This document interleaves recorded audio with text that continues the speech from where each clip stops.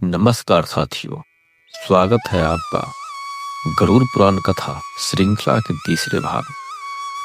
आज हम जानेंगे कि आत्मा यमलोक पहुंचने के बाद किन किन अनुभवों से गुजरती है, कैसे चित्रगुप्त आत्मा के पास पुण्य और पाप का लेखा जोखा प्रस्तुत करते हैं, कैसे नरक और स्वर्ग की यात्रा आत्मा को उसके कर्मों के अनुसार मिलती है।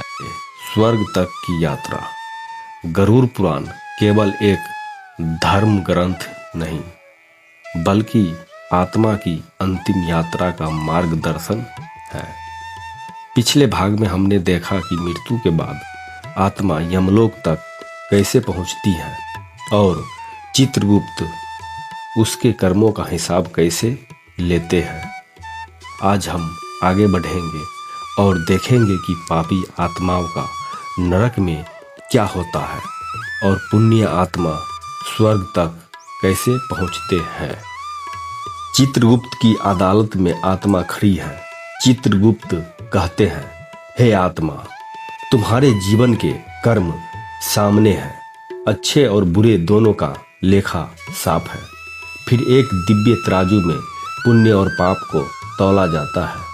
अगर पाप भारी पड़ता है, यमराज गंभीर स्वर में आदेश देते हैं, इन्हें नरक के द्वार पर ले जाओ।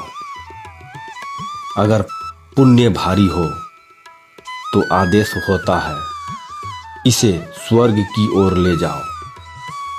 नरक का मार्ग अंधकारमय कांटों और आग से भरा होता है। यमदूत आत्मा को खींचते हुए ले जाते हैं।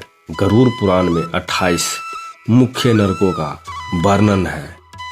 तमिश्र, जहां धोखा देने वालों को सांपों से डसाया जाता है। रौरव, यहाँ निर्दयी लोग जलते हुए रेत पर चलते हैं। कुंभीपाकम, जहां पापी आत्माओं को उबलते तेल में डाला जाता है। हर पाप का अपना अलग दंड है और ये दंड तब तक चलता है जब तक आत्मा अपने कर्मों का पूरा फल नहीं भोग लेती। कुछ आत्माएं नरक में भी पछताती हैं। गरुड़ पुराण कहता है कि अगर आत्मा सच्चे मन से पश्चाताप करे तो उसके अगले जन्म में उसे सुधार का अवसर दिया जाता है, लेकिन यह अवसर आसान नहीं। उसे कठिन जीवन और परीक्षाओं से गुजरना पड़ता है। अगर पुण्य अधिक है तो आत्मा स्वर्ग मार्ग पर चलती है। चारों तरफ फूलों की सुगंध, मीठे वेद मंत्र और दिव्य नदियां बहती हैं। स्वर्ग में इंद्रलोक, नंदवन, अप्सराएं, गंधर्व, संगीत, ये सब केवल आत्माओं के सुख के लिए हैं। लेकिन गरुड़ पुराण चेतावनी देता है, स्वर्ग भी अस्थायी नहीं। जब पुण्य खत्म हो जाता है, आत्मा को फिर से जन्म लेना पड़ता है। गरुड़ पुराण के अनुसार मोक्ष ही आत्मा की अंतिम मुक्ति है।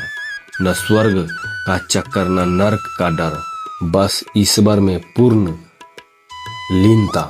मोक्ष पाने के लिए 3 चीजें आवश्यक हैं: सत्कर्म, जीवन में सेवा, दया और सत्य, भक्ति, ईश्वर में अटूट विश्वास, ज्ञान, आत्मा और ब्रह्मा का बोध। जीवन एक यात्रा है, जन्म से मृत्यु तक और मृत्यु से पुनर्जन्म तक। गरुड़ पुराण हमें सिखाता है कि कर्म ही हमारी सच्ची पूंजी है। तो मित्रों, अगली बार हम भाग 4 में जानेंगे मृत्यु से पहले और बाद में कौन से मंत्र और कर्म आत्मा को मुक्ति की ओर ले जाते हैं। तब तक के लिए धन्यवाद। और वीडियो अच्छा लगे तो लाइक, शेयर और कमेंट करना न भूलें और साथ में चैनल को सब्सक्राइब करना न भूलें। थैंक्स।